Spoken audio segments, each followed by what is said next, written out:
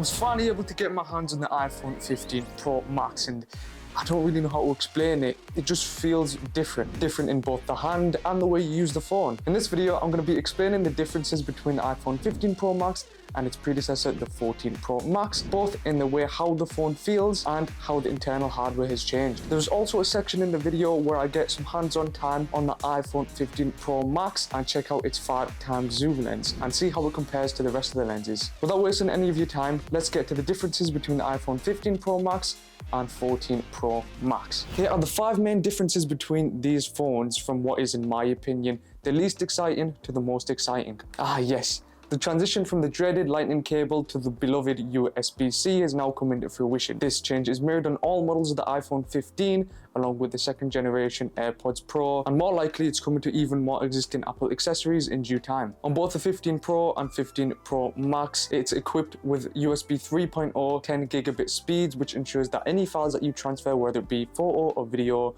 or really any other documents, they will be copied over to your desired device within no time. Unfortunately, Apple hasn't changed anything about the charging speeds, as this is still stuck at 27 watts. Even with the new USB-C port, it's clearly able to do that, as phones like the Samsung S23 Ultra has 45 watts, and there are so many other phones from so many different companies that have so much faster charging. It's crazy to think about how Apple, a world-renowned company that's on its road to becoming a monopoly, their latest phones in 2023 have nearly 8 times less charging speed than the fastest phone in the world. The next change is the titanium frame, along with the slightly thinner borders. This new frame for the iPhone 15 Pro and Pro Max is made out of grade 5 titanium alloy, which is a higher tensile strength compared to the normal titanium material, with a higher strength to weight ratio and better thermal dissipation. The dimensions of the new Pro model have also decreased ever so slightly, as they're slightly thinner and smaller, helping to make these devices more comfortable to hold in the hand. And to help make these devices just that bit more comfortable are the new contoured edges for these devices, helping to make these feel devices less sharp and more smooth. Although the footprint of the device has decreased ever so slightly, the display size has stayed the same. As a result of this, the bezels of the device are slimmer and less noticeable than its predecessor,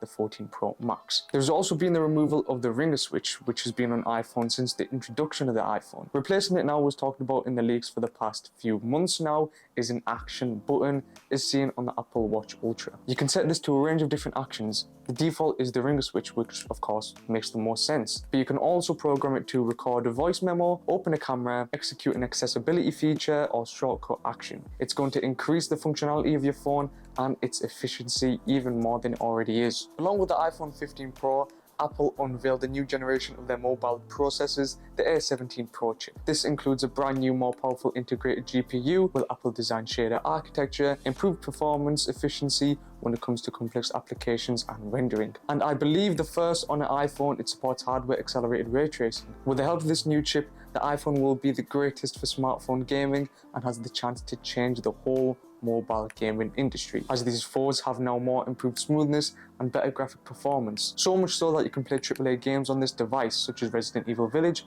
the remake of Resident Evil 4, and the brand new Assassin's Creed Mirage. These games are meant to be played on consoles or a high-spec PC.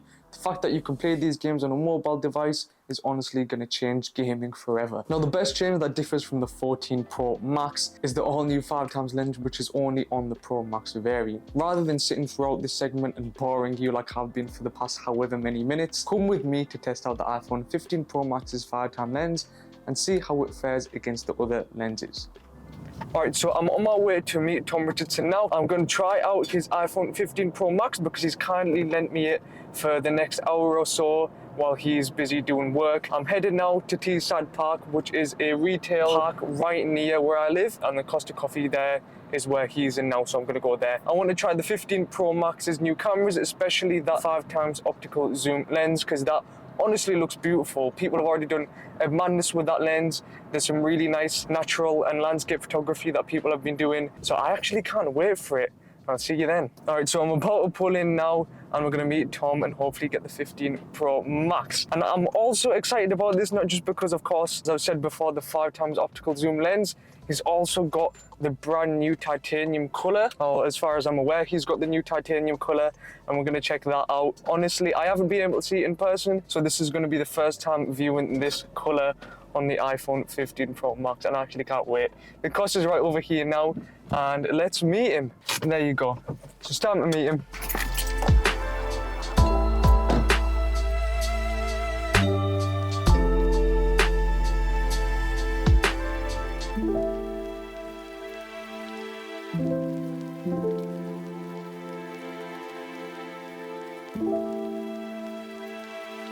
Chilling,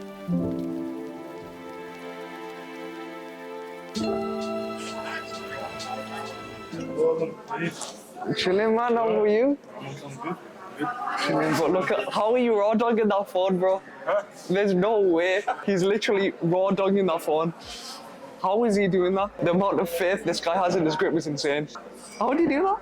Do what? You're literally raw dogging your phone, bro. No, I need to get a phone case and What do you mean you need to get it? You're far past that point. I haven't. What if you drop it within these next 2 seconds? The colour's nice, it's like a grey, but like when light hits it, it's like a brownie kind of thing. So can't lie, when I saw this phone online, genuinely, it looks like a kind of goldy kind of colour.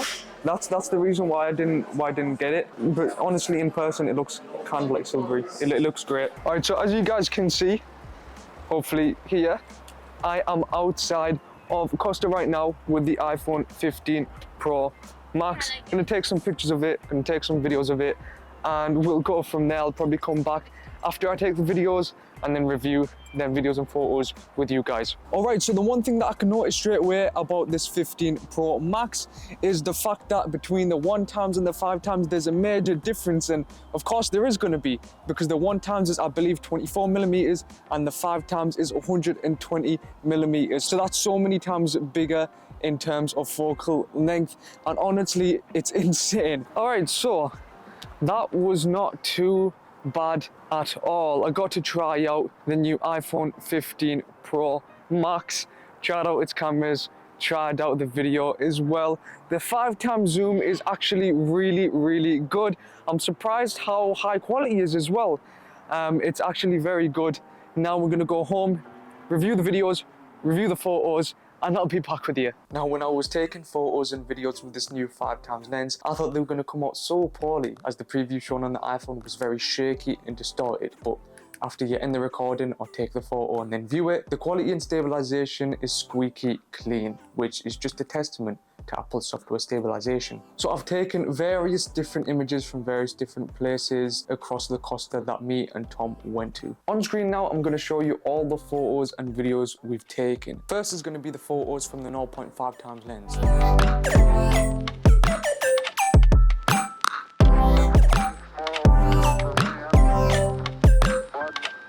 Now the 1x lens.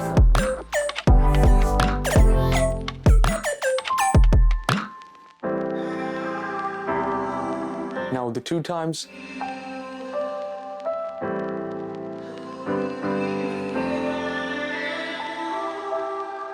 And now the all new 5x lens.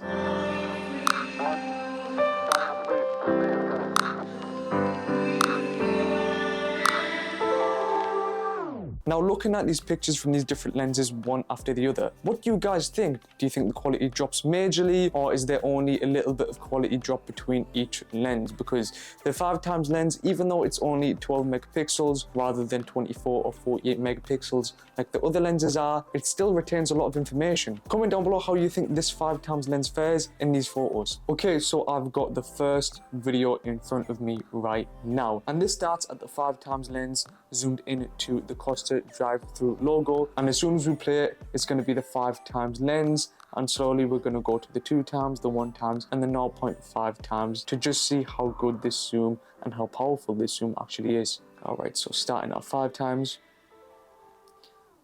on the 2x, which is already a big difference, to the 1x, which is amazing, and then the 0.5x. Now, seeing a video like this where it shows you continuously from 5x, 2x, 1x, and 0.5x also makes you appreciate how smooth the transitions are, because on devices such as the S22 Ultra or the S23 Ultra, the transitions between the lenses aren't as smooth as this. So you need to give a big thanks to Apple when talking about this, because even though they haven't changed much, and even though they don't zoom in as much as the S23 Ultra does with this 10x lens, it's just integrated so much better than Samsung has. All right, so the next video starts off at 5x again, and in the distance is the Morrison's logo. So let's press play on this and have a look.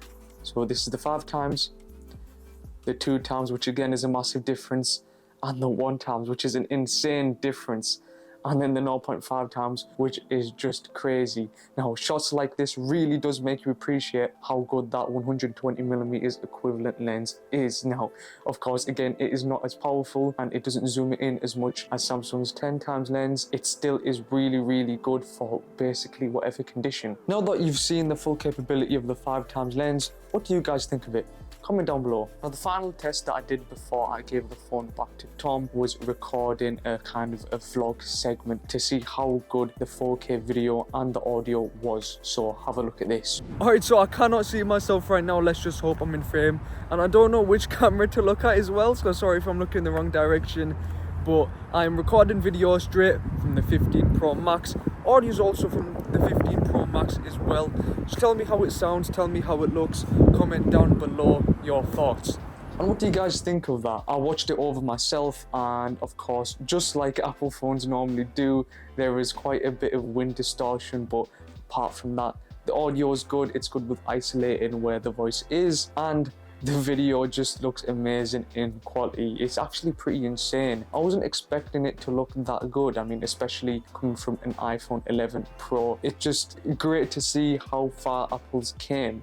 I mean, it took quite long for this, but then again, you need to appreciate how far these phones have come. But that's it for you guys. I hope you liked this video. It's nice and short, nice and sweet and compact. What do you guys think about this new 5 times lens? And what do you guys think about the whole 15 range of phones? And let me know in the comment section down below what other content you want me to make. But now that is all for this video. Please leave a like and subscribe if you haven't already. I'll see you later.